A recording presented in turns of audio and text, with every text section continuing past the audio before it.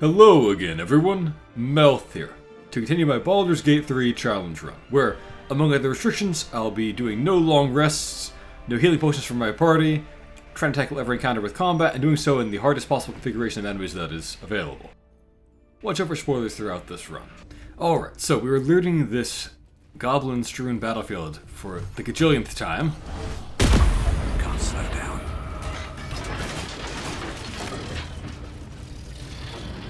Two warg fangs, nice. I think it's random whether they have one or two fangs, in my experience. Maybe there's some factor to it that I don't know about, but I'm pretty sure it's random. Do these goblin kids have any goblin lunch money? No, they don't. Okay. Stars.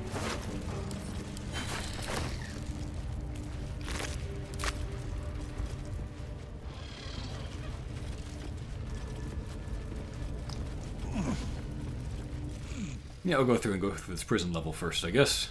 This is where the goblins lock you up if you go to jail. Every single faction in this game basically has a prison, and they're all trivial to escape from. You know, let me actually just grab the key that I happen to know is nearby here, so I can save any risk of damaging a lockpick. Anything of use?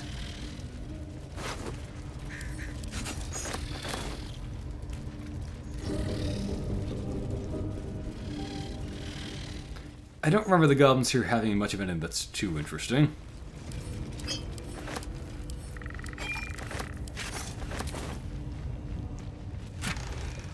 This amulet gives you animal friendship, but that's a pretty bad spell, so I'll probably just sell that.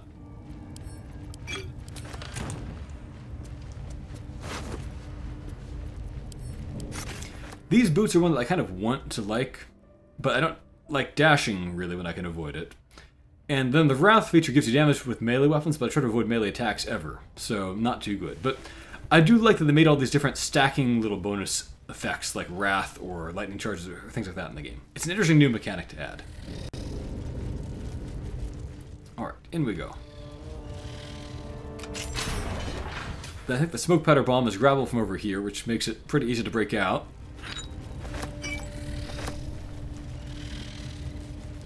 Pull that dead elf out of there and try to get away. Protrude from the hole. A failed escape, it seems.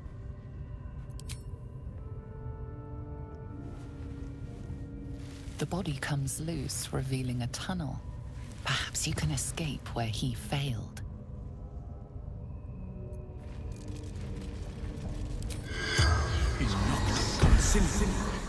The corpse regards you lifelessly. Goblins took my friends. So again, the goblins are just completely horrible. Every single time we talk to a goblin or whatever, they seem to be in the act of torturing or murdering someone or chopping them up for warg meat, so no sympathy for them.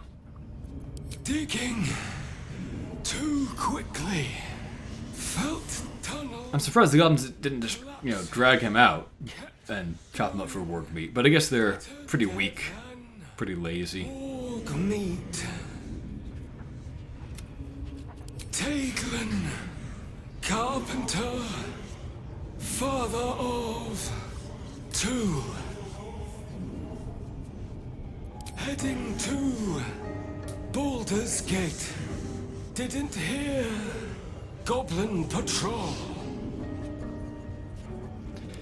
Yeah, I wonder why this body didn't count as 2 damage to talk to, which often bodies will, but I guess it's just kind of for story reasons they decided that one won't count. Anyway, a little storehouse in there has a few minor odds and ends in it, as I recollect.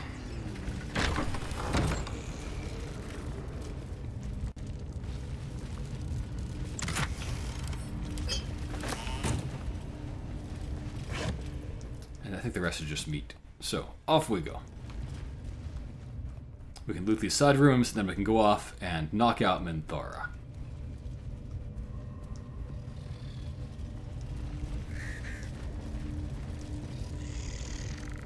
Protection from evil and good, again, is a pretty good spell in this game because it lasts all day long as long as you concentrate on it. So I might cast that later on, but probably won't cast it today because I'm about to do a forced rest for the goblin party. Not the goblin, the tiefling party. Which I need to do so that I can get Halsin's quest later on in the game. So I'm going to do that party, which requires me to do a rest, but to make up for that, I'll just hit my own characters or waste their own spells so I get back to where I was so I get no benefit from the rest. And that will be my way of squaring that particular circle and keeping up my no rest run while also going with the story that requires me to do rest for some reason. I remembered where the treasure was that was in here. It's in this skeleton. I knew that one of these sarcophagi had a good treasure in it. So it's this ring of poison resistance, which, you know, poison is pretty rare, so it doesn't help that much, but you can see how many empty ring slots we have right now, so, yeah, we'll take it. Next up, we can either climb up here or walk around the long way. Let's go with the climbing up way, I think.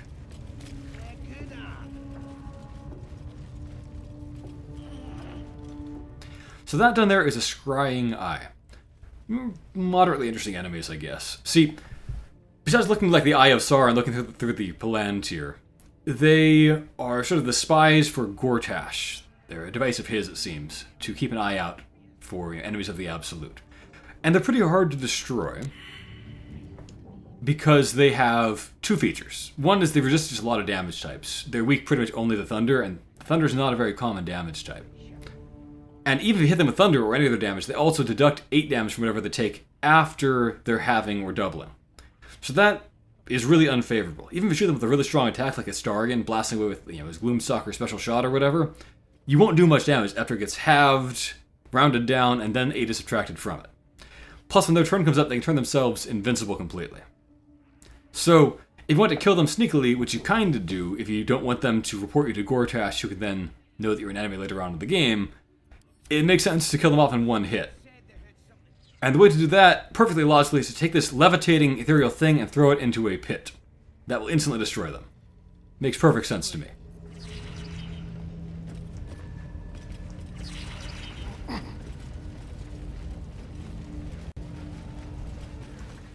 Come on, get over there near the cliff, will you? Okay, fine. Let's just throw it over there. Chances of success should be almost 100%. There we go. She's temporarily hostile. Okay, that's what we wanted. Good. We need her to be temporarily rather than fully hostile so that we can actually recruit her. By knocking her out.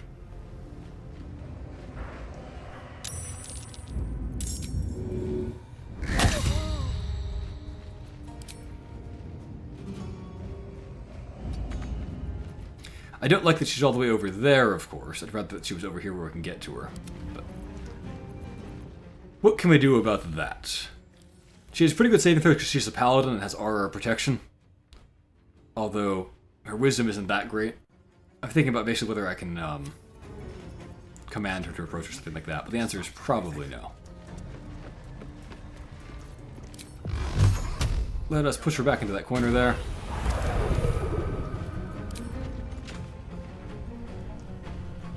Fire her away.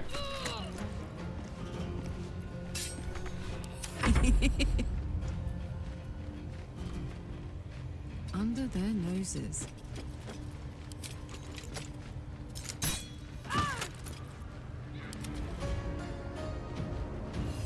I guess you can't really do that much here. Ready for another round? Time to strike. Can you jump and get to her that way? Maybe.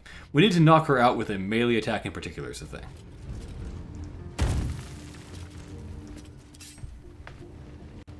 So we need to soften her up next, I would say. Let's go.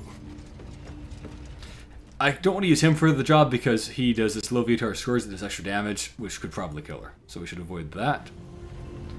This has a chance to kill, so we don't want to do that either. This shouldn't kill unless we get an unlucky critical, basically. So let's go with that. 6 HP left. This is guaranteed to do at minimum that much damage. Let's go. The dance macabre. Okay. And then this guy should be pretty trivial.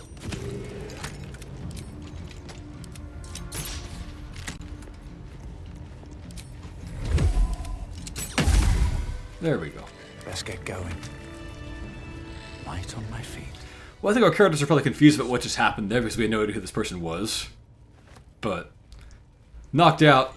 And I'm going to assume that in character we didn't knock her out on purpose, we probably thought she was dead, and we'll meet her later on.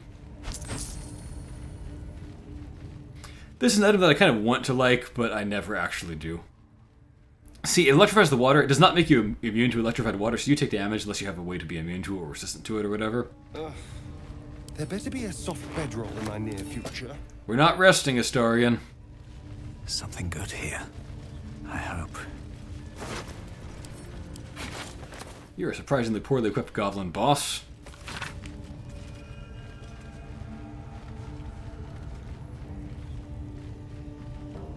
So we learned about some gnolls there. Maybe that'll be a reason for us to go in that direction.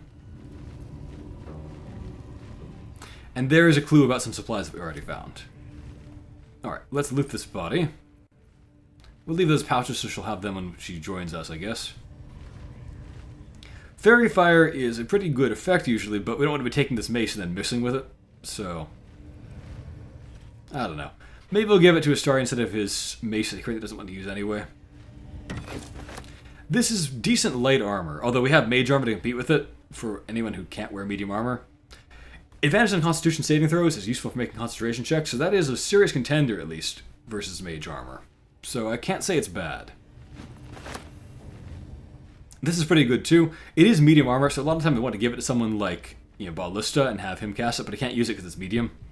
The reason I want to give it to him is that he's cast spells that require concentration that lasts all day, like Hex, but we can't do that. We'll need this as the quest item. I wonder if they made it of real drow. Probably not what they mean.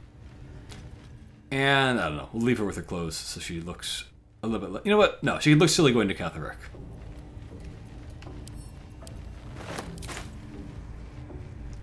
Okay, so, knocked her out, and Potion of Healing.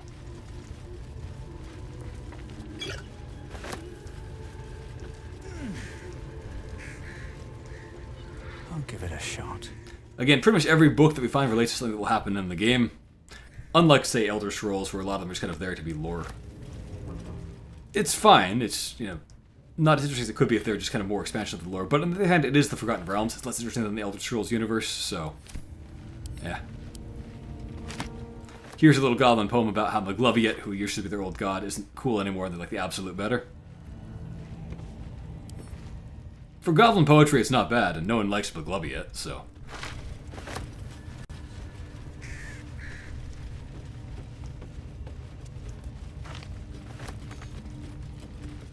Okay, now can I get these spiders to come down and join me, or will they just stay stuck up there? I mentioned before that they just have, like, the worst AI, these spiders. Over here's where Smithin usually gets pushed into the pit. He's theoretically savable, but I find it to be very, very buggy. The two goblins are meant to push him into the pit, and the spiders are supposed to get him. But the thing is, even if the goblins die, he sometimes just gets pushed into the pit and by invisible force, which is pretty dumb and makes your effort feel rather wasted. Other goofy things can happen too. Like, you can kill the spider so nothing should kill him down there, and cast Featherfall on him, he'll still just die if he's pushed into the pit. It doesn't matter anyway, he's not really a character, he doesn't do anything. But if you wanted to save him, it's just not easy sometimes. Can I not get you to go down that ladder? Really? You gotta up it, you can't go down it. If not over, then through. Alright, let's try grouping you up like this. Follow me, and then we go down that ladder. Can you follow?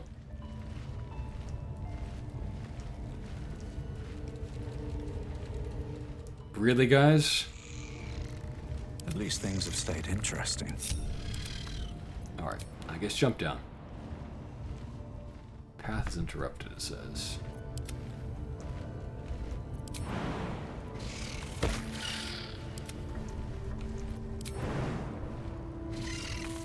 Don't care they're taking damage, they deserve it.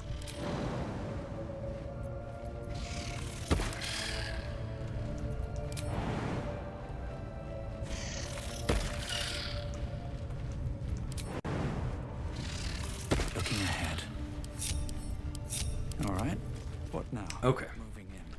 Let's move around to the Dror Ragzlin fight. I've deliberately left a lot of goblins alive so they can get pulled into this fight and we can have the hardest possible challenge of it. That at least is the hope.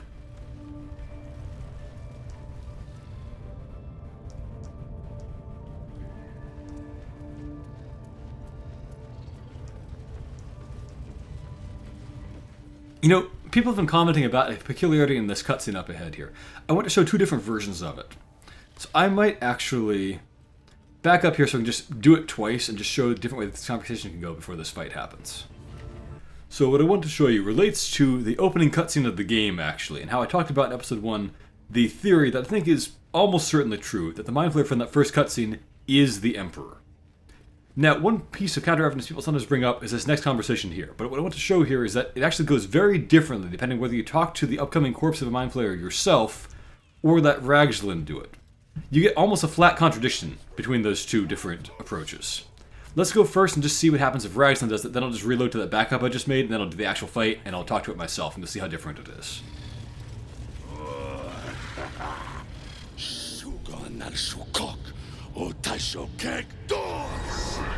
Man, that's nothing like our incantation to talk to the dead. You corpse, speak, reveal truth to the absolute.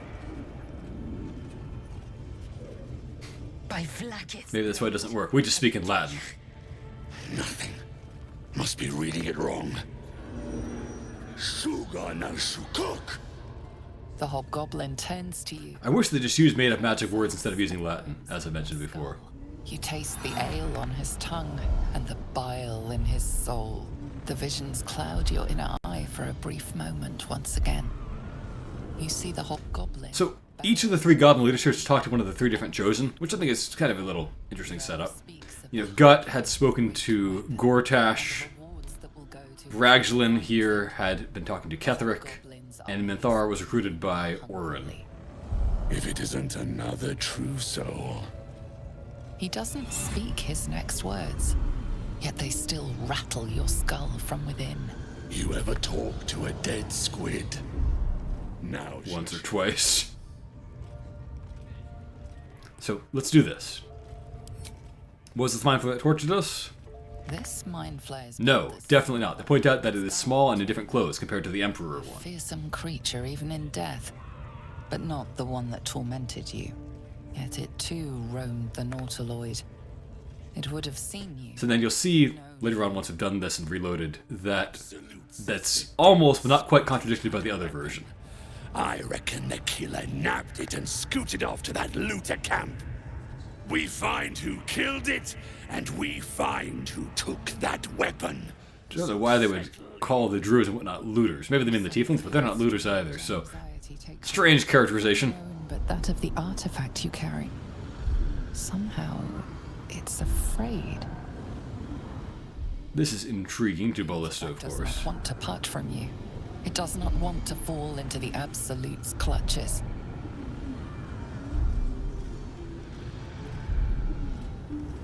You choke on black smoke as the hobgoblin bellows his incantation. I command you, corpse, speak and say sooth. Lucan ok al koldek shulkok hank.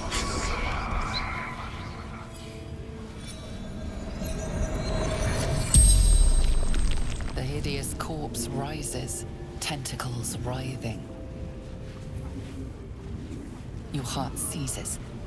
Under questioning, the creature might recognize you as its killer. I don't know that we killed this one, but I guess we did. We killed several Mind Flayers, I suppose, over the course of this. Talk to me, freak. Who killed you? They don't realize that they're all under the control of Mind Flayers, basically. Not in words, but memories. You see a clawed hand open a holding pod, devoid of flesh, only darkness. Damn it. That Yeah, that is a bizarre answer. The memory fades, and the corpse awaits the next question. Tell me who killed you, freak. No games. Again, a vision comes to you. A memory, seen through the creature's soul-dead eyes. You see a clawed hand opening a holding pod. The merc cleaves. So this is a much better answer, clearly, than the previous one that was totally unhelpful. That can't be. You're no true soul.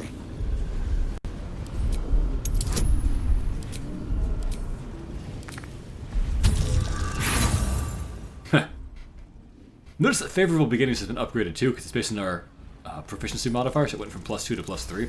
It's great to begin with, and it just gets greater and greater over the course of the game. Yeah, you're right.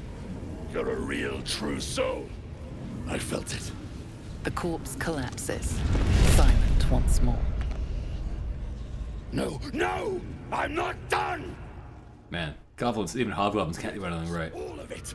And nothing to show for the trouble but rotting squid meat. No answers, no killer, and no damned weapon. That damned Drow was right. Can't let her get all the glory. Seems I ain't done with you. Report to the Drow. Minthar is the name. She's mounting an attack on that blasted grove. Tell her you'll join her. Alright, so we're done here, basically. Now let me show it the other way. We'll pick a fight with him, kill him before we can interrogate the Mind Flayer, then do it ourselves. So now let me demonstrate what happens when we do things the other way and attack him and take him out before we can finish his ritual. I want to fight all these goblins at the same time if I can, so maybe I'll have someone, maybe Lae'zel ungroup and just shoot one of them over there. So we can hopefully aggro them and the main group at the same time. Yeah, we'll see if it works. You attacked someone. Only the guard. That didn't aggro Ragzlin. Okay, what if I advance in here? Would that pull him in? Okay, maybe if I do an offensive action in here. So we have a lot of enemies in this area, but I've got a plan to take them out. Watch this. If we get Laboring Cell out of the way, maybe. Waits.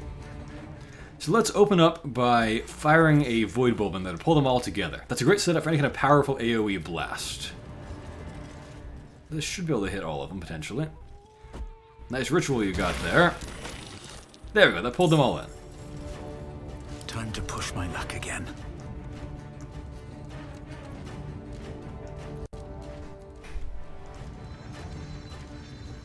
It would be nice to take out several of these at once. Let's see. Could I just shoot like a single arrow and kill several of them? Good chance of it, at least. Let's try it. I could make him fail, but I'm not going to.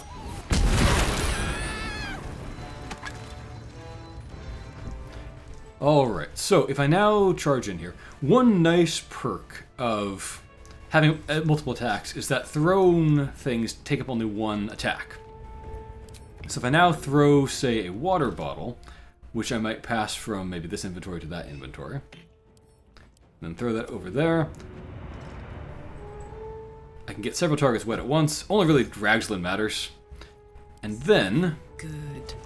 if I now jump, wet status makes him take double damage from cold and lightning. As it happens, I have a powerful lightning attack that I've just got prepped. So if I run over like that or so, and pull up my new lightning bolt spell, and get it starting out of range, everyone else is lined up to get demolished by it. And I saved my cutting words, so now I can use it to make him fail a saving throw if he would have succeeded it. So Destructive Wrath will maximize the damage, Wet will double it on him, and Lightning Bolt's damage is 86 to begin with, so a maximum of 48, so doubled 96. This will now guaranteed make him fail it. It's a great combination there. Down he goes in one shot, the great Hobgoblin boss.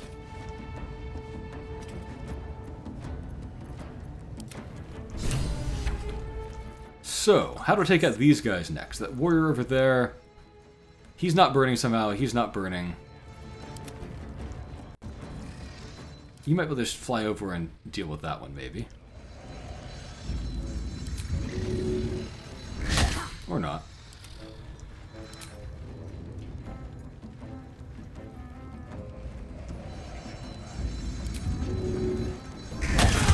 There we go.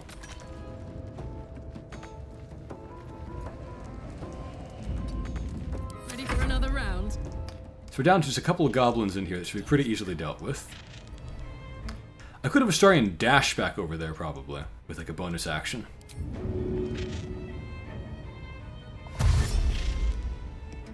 Maybe I will do so. Maybe I'll activate that, so I can take that one out in hopefully one shot. And then if I dash over here, I should be able to take out that goblin, and I've got my super shot to do so. Step quick. And then I've got weak people to take out these weak people. And that should work out just fine.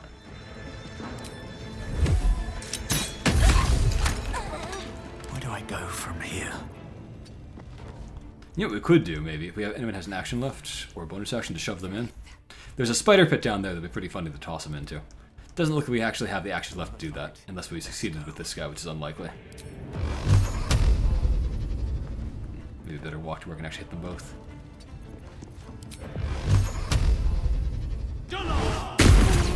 There we go. Pretty easy. Right in that corpse, brimming with potent magic. Let me pause for a second here. So, previously I showed that if you do this conversation where you allow Dror to talk to the Mind Flayer, then you were told that it is not the one that tormented you. It is pointed out that it is much smaller and its clothing is much plainer, which matches up with what we saw. The one from the cutscene looks totally unique, except that it looks exactly like the Emperor. This one looks nothing like that. But now we'll see what is almost, but not quite a contradiction here, which throws people off when they debate about whether that guy is the Emperor in the opening cutscene or not. As the corpse rises, your parasite squirms in recognition. Stop it! Stop it! I wonder how to decide which companion speaks up about this. They all have some similar line to say about their parasite Responsible movement. for your parasite. So, It's waiting for either the writer screwed up, or there's some way in which it is true simultaneously that this thing's responsible for a parasite, but is not the one that tormented us that we saw in the opening cutscene. I think a simple explanation could be that this was either like the caretaker of the tadpole pool, or was the mother/father of the tadpoles. Mind Flayer tadpoles, of course, come from mind flayers that spawn a whole batch of them at once. So it could be that this is like the parent or caretaker of those tadpoles, but not the one that implanted them in us, or some other explanation maybe. Or the writers messed up, and presented things that were contradictions of each other. fractured images fill your mind. Curved drow blades, crude goblin torches, gnoll teeth dripping blood. You see other mind flayers arranged in a serene circle. Absolute unity. This is kind of interesting. We get a lot of clues about this onion of control of who's really in charge, who's really playing who, between the Mind Flayers and the chosen of these different gods as we delve deeper. You see the tadpole in the mind flayer's hand. Not a parasite. Perfection. I do feel like we should be able to just ask a further question here and demand that they explain how we get rid of the tadpole, Skull housing cold, sharp. but for some reason we just don't have the option in this dialogue tree. You see dark tunnels. I don't know how to interpret this vision here. The darkness. It could have told us about the nearby colony at Moonrise Towers, which would have been an interesting, clue or foreshadowing about that, perhaps. But instead we Pour get out this. of a void that consumes the stars.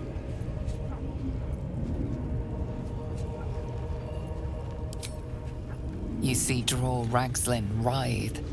A tadpole clings to the Mind Flayer's fingers. The Goblin King bows, obedient. The flesh of his tribe becomes the flesh of the All of this is absolute. giving Baldur some ideas, really. You watch through the creatures. He's hoping here to get information about the artifact. The starborn slaves. Not really. They want the I mean, ones they're all from this planet originally. They only spread to the stars afterward. sun barely contained. I don't get that line there. Darkness and sun barely contained. Like, I can't think of how that would apply to Orpheus being in the astral prison or anything like that. Not sure what it means. In any case, we have here a pile of smoldering corpses, which is how I like all my battlefields to be. Let's loot them.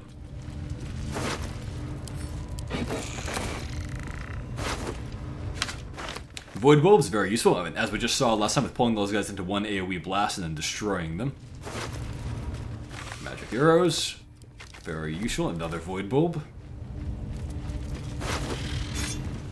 I think I've said I feel like we have enough throwing ammunition, although we do have mostly javelins, so a few more hand axes from the one slashing damage could be useful. You know, there are some things that resist pierce but are not resistant to slash, and vice versa.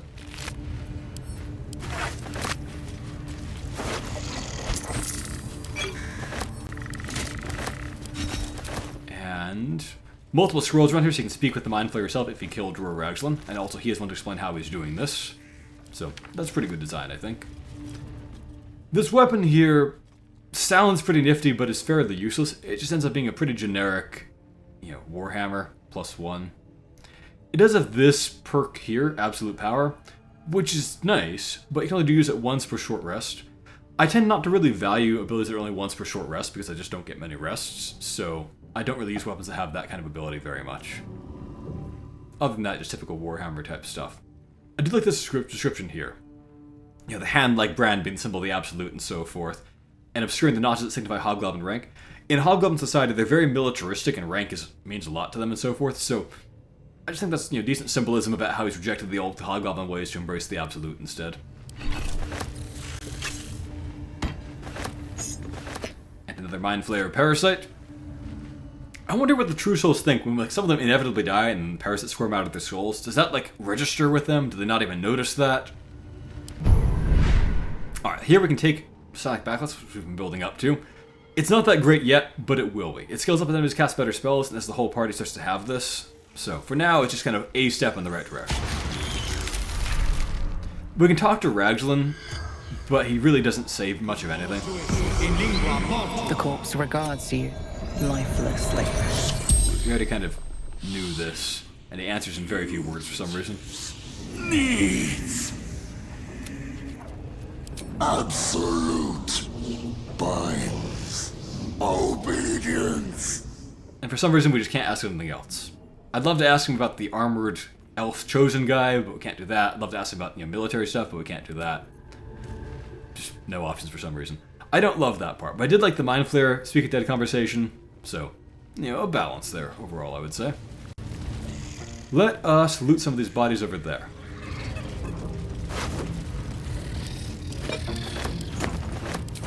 This one's a drow, which Minthara will complain that she didn't have drow to work with, she had worthless goblins instead, and I can understand being mad that you have most of the goblins to work with, but she did have drow and sent most of them to their deaths in a poorly done raid in Joaquin's Rest, so her failures are mostly her own fault.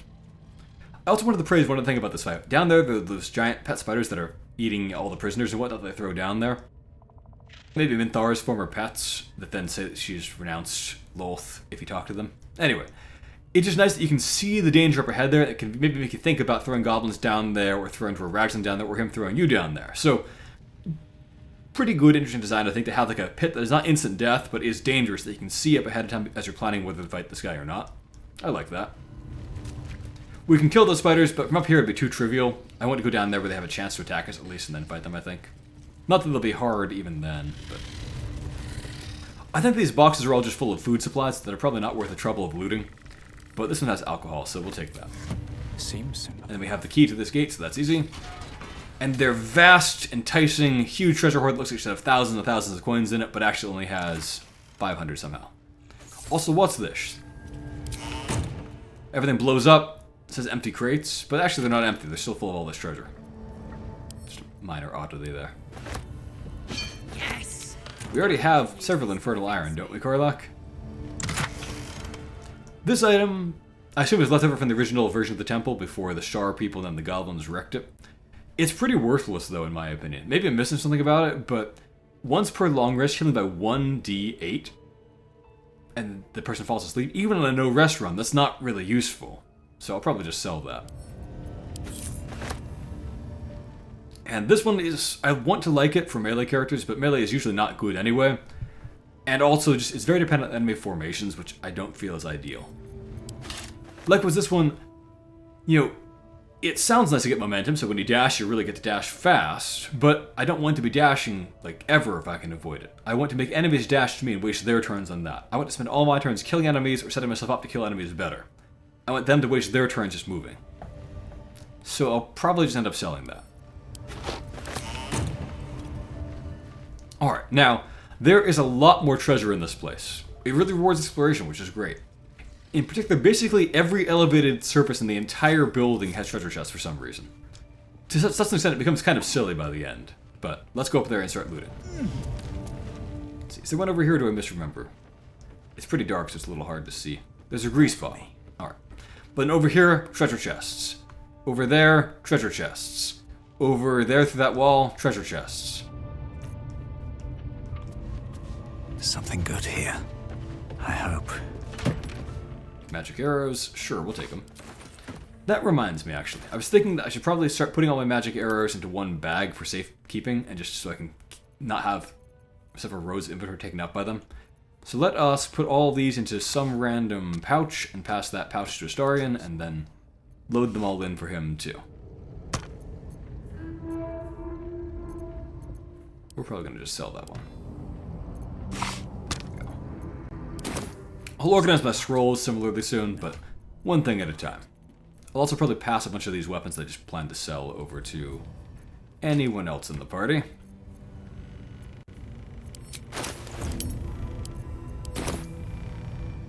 Alright, let's continue looting.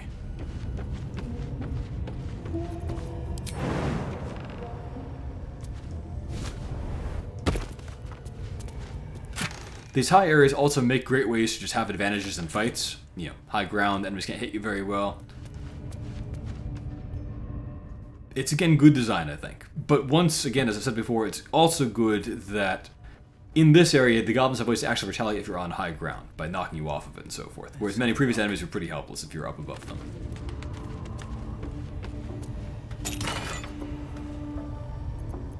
We'll probably just go ahead and sell all of those and that too. And then I recollect there's a treasure chest over hereabouts too. On that side. Yeah, there it is. You know, given the treasure chests are gilded, you'd think they'd be worth something. But, you know, despite being made of precious stones and covered in gold, I think they are worth just 1 gold piece.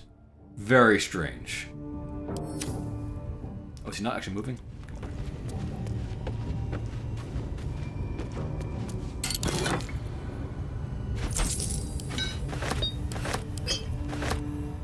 Very good, glad to have that. I mentioned before that vigilance is a very useful effect, especially for some of your summons later on in the game that will last for an entire act if you don't rest, and are quite strong but have bad initiative, so giving them a chance to win initiative is great. And you can't make many of those elixirs for yourself because they're made of hook horror claws, and hook horrors are just not common. So you're limited to what you can just buy from merchants, basically. Or what you can find in treasure chests like that one. Like an even more treasure. Every single elevated surface in this whole temple has treasure in it.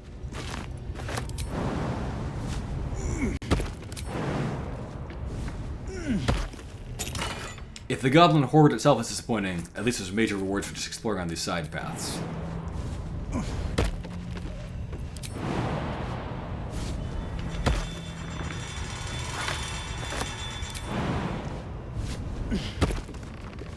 There's a chest... not in this room, I know where it is. Okay, I'll navigate back.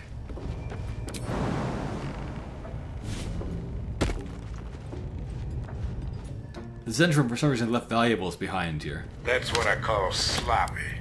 Might be useful. I think only the mace is probably worth taking out of this other ones. The rest have below my usual 10-to-1 value threshold, as far as I recollect their prices. And then once again... That's curious. This just goes back near the front door, I believe. Some of the goblins from over here can go through that tunnel, even though it's clearly too small for a goblin. Alright, let's get grouped up with the others. There's a few more little goblins to take out that don't run away when the other leaders die.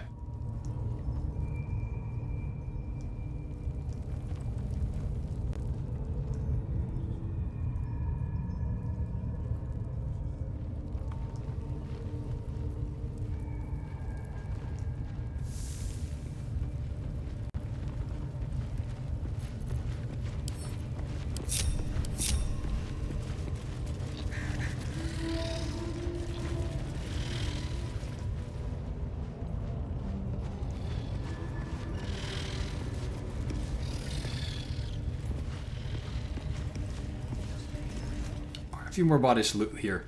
This guy is the only goblin that did not convert to the Absolute.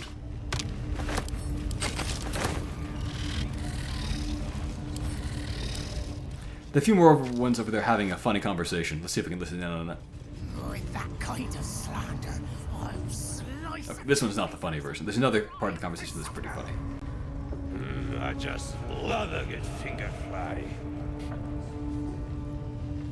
We'll keep listening.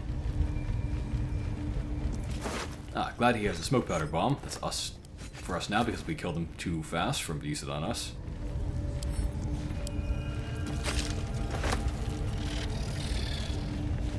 I don't think a crude mace is worth much vending, is it? No. Well, actually that is worthwhile. It's like 15-to-1. You can have the other half of your conversation now. There we go. Oh no, I ruined it there. So she mixes up the word aspersion and also liable and liable. Tear out your tongue and cram it up your faithless arse. Oh, maybe they'll continue it. Let's see. No, I guess not. Anyway, it's pretty funny as they mix up the word liable and liable. Time to kill. Moving. Alright, but they're just 3 pretty easy goblins, so in we go. Is that a guaranteed kill? Okay, let me walk a foot away.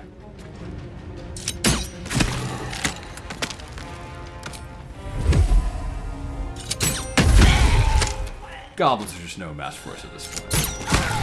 I've got a long road ahead. Don't mind if I do.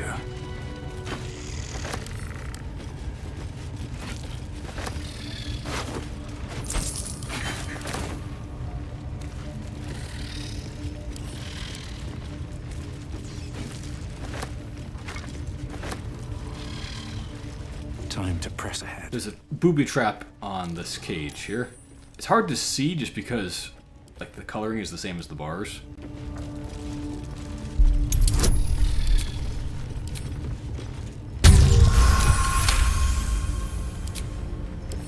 Wonder what's past this.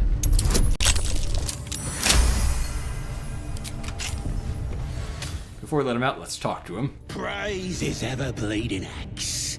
Praise. So Maglubiet, the Dark Guard of the Goblin, has an ever-bleeding axe and a throne of flaming iron. They haven't figured out that they're the bad guys somehow or other. Or maybe they have and just don't care. Maglubiet, a tyrannical deity. Even Maglubiet doesn't like goblins or treat them well. They're the lowest of the goblins in his world as in the physical one, and he used them as cannon fodder to fight orcs endlessly. You're as goomless as the rest of them. Maglubiet's looked out for me since I was knee-high to a walk pup. Is that why you're in jail now? Absolute, I say, and bollocks to you and all.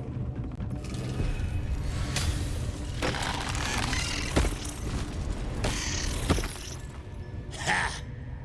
Look at where the absolutes love gotten. Dead! Thanks for breaking me out. Gonna find me a new tribe. One that appreciates the old way. Well, the old ways suck too, so, no. Is he still around here? Or did he manage to flee? I want to kill him. Where did he go? On my way. Usually you can kill him for a bit of XP, but, I mean, he's just a goblin, he just dies in one shot to anything, so whatever.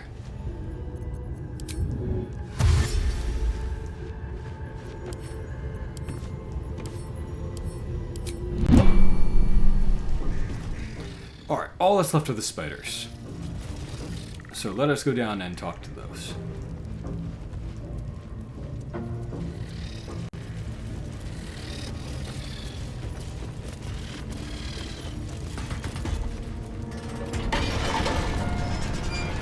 Always room for more. There are webs and tons of skulls over here. It just shows again how awful the goblins have been. The spider seems poised to attack. Oh, She talking to hesitates, Karlach rather than tapping her claws all this as stuff. if trying to Doesn't really pick matter up. much. Basically, she says she wants to eat you. Spider echoes her. The spider hisses. And If you're disguised as a drow, you can convince them that you are, in fact, Lolth, which I guess is pretty funny. Huh. They actually beat Astarian in initiative? That's improbable. I mean, it has, I guess, +4, but Astarian has +6 or 7, right? So it had to roll like max, and he had to roll minimum, I guess. Anyway, if we kill it, we can free up Astarian and take out the larger one, so I guess we'll work on that. Matters. I will ascend. My path be true.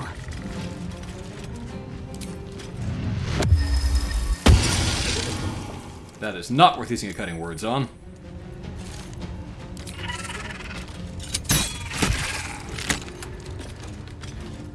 And should we throw, or should we fire with a cantrip? So if we throw a spear at this point, it should do a d8, I believe, +5 damage. So 9.5 damage on average. Yeah, I'm not actually sure when you throw it, whether it uses its versatile damage or its standard one-handed damage of 1d6.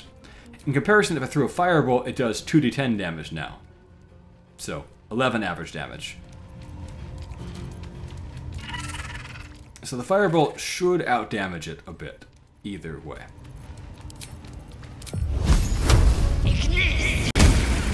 Although, of course, the throw does have higher accuracy, which is worth considering, too. Find a route. Probably the throw is the better choice there, because I have better strength, but just wanted to talk about how cantrips have changed a bit now. So if I have you throw a javelin... Actually, let me have you throw a spear, just so I can find out whether it uses the D6 or the D8. Hup.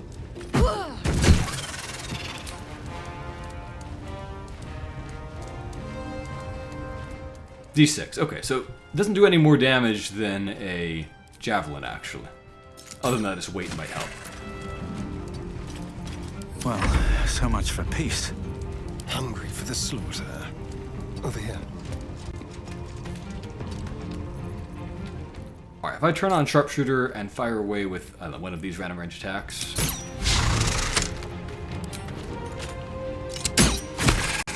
There we go. Now I can probably turn it off, and I think I can finish it off with Dread Ambusher and... At least things have stayed. Not much of a threat, really. Eager for battle. I guess I want you to take back... You to take back your spear.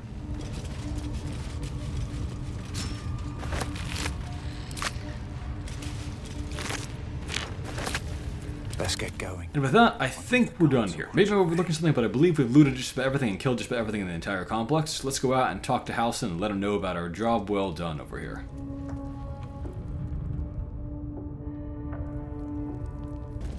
Oh, you know, I did forget to mention one thing. There's a rat over on the other side of this place, over near where we killed the last few goblins, that talks about a treasure under the floor, something shiny down there. But I've never been able to find that, nor has anyone who I've found discussing it online been able to find what he's talking about. There's no treasure you can spot there that I'm aware of. Let me actually, before I leave here, I'll go over there and talk to him, just so you can see what I'm talking about. Let's get Halsin for now, though. What's up for discussion? The ringleaders have to die. The very Some NPCs magically know that the quest is done. I guess Halsin's not one of those. thanks to them. Traveling to Moonrise is no small task. Expect dangers like you've never seen before. This is different. There's more fingers on a hand than there are survivors of that place. I don't know about that. We meet quite a few survivors of that place, actually. Plus, probably a few generic soldiers, survived from all sides before the Shadow Curse set in. To get to the towers, you'll need to pass through a terrible place. A cursed place.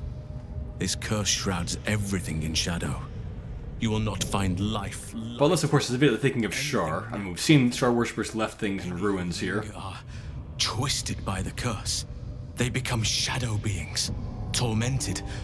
Dangerous souls. This is definitely the work of Shar. I mean, so I think everyone in the universe probably knows that Shar is responsible for the creation of this awful plane called the Shadowfell.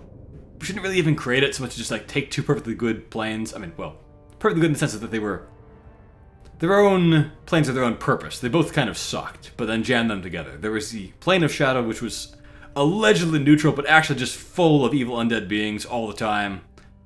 Shadow Mastiffs, Shadows, Night Crawlers, Night Walkers, Night Stalkers, Night Wings, just all these evil undead and things like that. Devourers, too, just crawling with super undead. Allegedly neutral plane. And then the Plane of Negative Energy, which is where all undead drew their power from back when that was a thing in 3rd edition and before. Anyway, Shar just kind of mashed the two planes together and then tried to become like the Lord of the Dead or something like that. And who knows, who cares? But the important thing is that Shar is behind it. She has various tormented soul shadow undead as her servants and whatnot, so Ballista is aware of that and of course hates her for it, like any reasonable person. So it seems, though I don't know how. You will have to choose your approach carefully. You could go overland, along the Risen Road or through the mountains. Easier at first, but you'll run into the Shadow Curse eventually. You could also go under. There is a tunnel somewhere in this very Temple of Selûne. It leads to Moonrise Towers, through the Underdark. Long ago, a man called Ketheric Thorm built a secret... We've read some things about Ketheric, so all the clues are coming together for Ballista. A whole army of dark justiciars. And again, it's definitely Shar here, okay. Aridin and his lot will... And they torched this place and killed lots of innocent people and whatnot, so again, another atrocity related to A Shar. relic called the Night Song. But I think there's more. From this stronghold, Ketheric's forces could access both the Temple of Selûne and Moonrise Towers. but he was defeated before he could launch an attack. If you can I don't know what find else it this means, but place, he definitely attacks several I'll places. wager it will reveal a more direct path to Moonrise Towers, and may bypass the worst of the Shadow Curse. Hallison's advice there is less than worthless. The Underdark Path is, I would say, just by far worse than the Mountain Pass in terms of the Shadow Curse stuff, because from the Mountain Pass, you'll pretty much immediately run into the Dryder that has the perfect solution, the Moon Lantern that has the pixie in it, and it's simple. If you come from the direction of Moonrise, if you come from the Shar Temple, you go through about the same amount of Shadow Curse, several more fights along the way most likely, before you get to just the inn, where you're temporarily safe but don't really have good protection and can't go into the core of the Shadow Curse stuff. So it's just worse. And my friends who didn't know about the game and whatnot really got stuck for a while trying to find out how they can safely get to Moonrise Towers having come from that direction. Whereas for me, from the Mountain Pass, trivial. So his advice is bad there, but of course he couldn't know that in character, so it's not his fault. I will say it's probably not optimal writing by the game designers here giving you the information to give you such, I would say, misleading information, but oh well. Already? If only I'd gone with you instead of Aradin. Yeah, Aradin was kind of worthless. You may reconsider once you see the effects of the curse. No, it's the same both ways. My business there began long ago, and has led to a lifetime of regret. I helped overthrow Ketheric Thorm and his Dark Justiciars years ago, but I failed to prevent him from unleashing darkness across the region before he was defeated. I spent years researching the curse, trying to put an end to it. Nothing has worked. Yet. If I could join you and get close to Moonrise, perhaps I could have both helped you find a cure for your infection and lifted the curse. But the Grove must come first, I'm afraid. So I guess we're kind of at a dead end here where we can't report that we've successfully saved the Grove already. You will. Oakfather bless you. I'll be in your debt twice over if we succeed. You know what's needed. The deaths of Dror Ragzlin, the Drow Minthara, and the Priestess Gut. May nature guide you. I could come and help you, but be warned. This will never again be a problem for him. Subtlety will not be an option. I guess it's okay to present kind of a downside to having a companion. So, fine design, I guess. It's odd that he'll never gonna have trouble restraining his bare, savage side or whatever. May Sylvanas... Let's repeat the conversation and this time just tell him we've already done it. Leaders have to die. The very natural order of things is in danger. Thanks to them. You did it. You actually did it. The leader's dead. Praise Sylvanas. No, that's not right. Praise you, my friend. I like Halcyon. The Grove owes you a debt beyond measure. Killing's never my first choice, but those three were too dangerous to leave alive. And you'll receive it soon enough. Return to the Grove. I'll make my own way there. We'll receive it, unless of course we skip the party, that is. Then he'll never help us, and he'll forget about his lifelong dream of saving Moonrise Towers and whatnot. Than here. And I guess he could have escaped this whole time. Sometimes he runs that way, in rat form, sometimes he goes up here where we know there is a way out, so I'm not sure what the deal is with that. Doesn't matter, though. Here we go. Let me go talk to that one rat, talk about the treasure that I can't find, and anyone else who I've found talking about it online. Why did we get XP for that? Huh. Okay. I mean, I'll take it. We'll need a lot of XP to get to level 6, which is not as big a deal as getting to level 5 was. Like, at this point I can take on most things in Act 1 pretty handily, I would say, but, of course more levels are good. It would also mean my first feat for Ballista, which would be very appreciated. Alright, there's that rat. For some reason, rather than the conversation, we end up reading this rat's thoughts. I don't get that. Most animals would speak with animals, we talk to them. Close, confining. There is a light here, in the tight space beneath the floor. Secret things that shine. So it sure sounds like there's a treasure here under like the boards or the stones or something, but I can just never find it. And people discuss it online and no one else seems to have found it either, so I don't know what to make of that.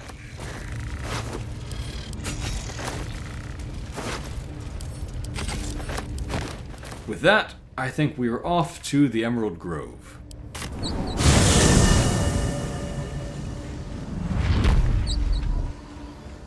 Pretty nice view there, I think. It's still playing the goblin music? Odd.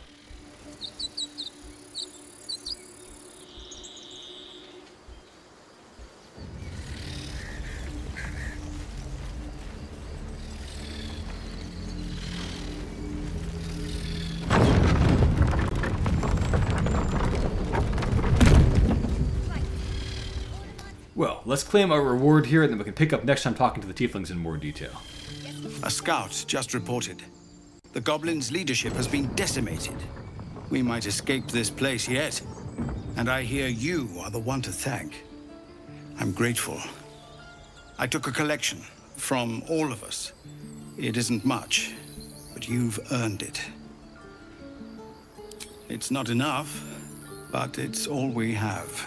It's quite a day for reunions. Halsin has returned, too. And I expect he'll want to speak with you. As for us... No armies at our heels. Amazing. We can finally leave. But perhaps we need not speak of farewells. We'll join your camp tonight to celebrate if you'll have us.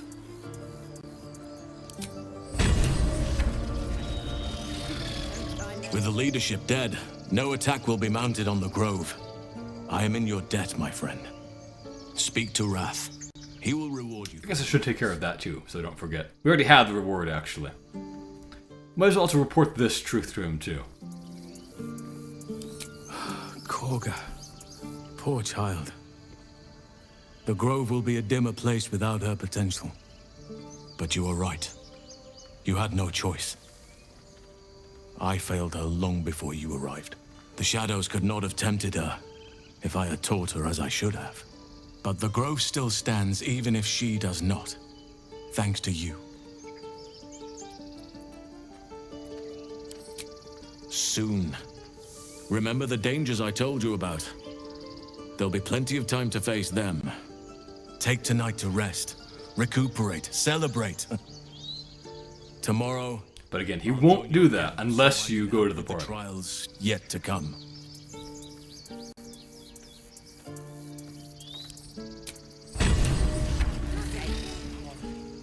Alright, let's get down to Wrath. And on the way, maybe we can look at this bag. So this hat, if I was healing people more often, could be useful, but, you know, I'm not, so I'll probably just end up selling that. Light hammer, it's a kind of a rare throwing weapon, comparatively speaking, I guess.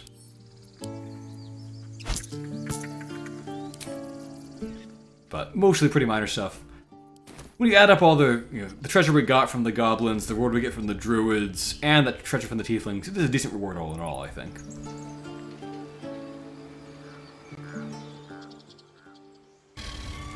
You've done it. You brought Halsin back. Thank you. No, thanks is not enough. May Sylvanas bless you for all your days.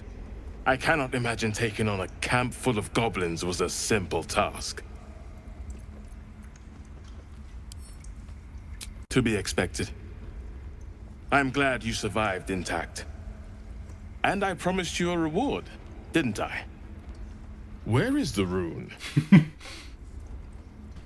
My apologies. It seems to have been taken. Don't ask any questions about why I'm wearing the robe from down there in the treasure room. And pray Sylvanas protects you on your journey. Well, a job well done there, I think. We will pick up next time talking to the rest of the druids and the tieflings and having our party, and then getting on the way with the rest of our adventure.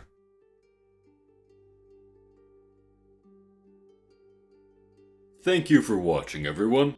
And a special thank you to my Patreon supporters. Frank Maidens, Master Knight DH, Jackie, and Lino, George Grin, Travis, Carlo Andrea 97, Cthulhu's Mom, Gregory, William Wakefield, Danny Hall, Jeffrey Morse, Just Becca, Jack, Austin Livingston, Mashas01, Jacob Marshall, Nubiana, Till Fisher, Latinx, Discord Colossus, Nicholas Schmuck, Kostia Nesterovich, Vol the Great, Luke Frederick Brune, Goman Blackrock, Dodo King 4, Marcin Bialek, Techno Waffle, Mavith, Nebular, I Loop, Michael Francis, Emperor Kong 420, and Robin Maki. Have a great day, everyone.